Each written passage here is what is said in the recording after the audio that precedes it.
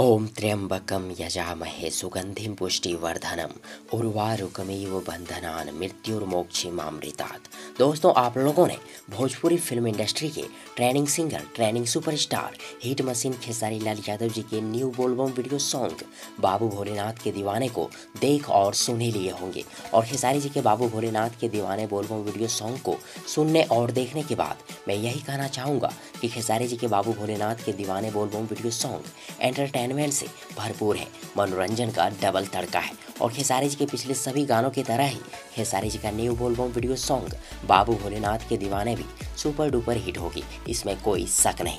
लेकिन एक मजे वाली बात है दोस्तों कि भोजपुरी फिल्म इंडस्ट्री में यदि कोई सिंगर एक महीने में एक सॉन्ग निकालता है तो खेसारी जी एक महीने में 10 सॉन्ग, और ऊपर से सभी गाने हिट होते हैं, सभी सॉन्ग हिट होते हैं खेसारी जी के। और ये सब देखकर बाकी के भोजपुरी गायक क्या सोचते होंगे?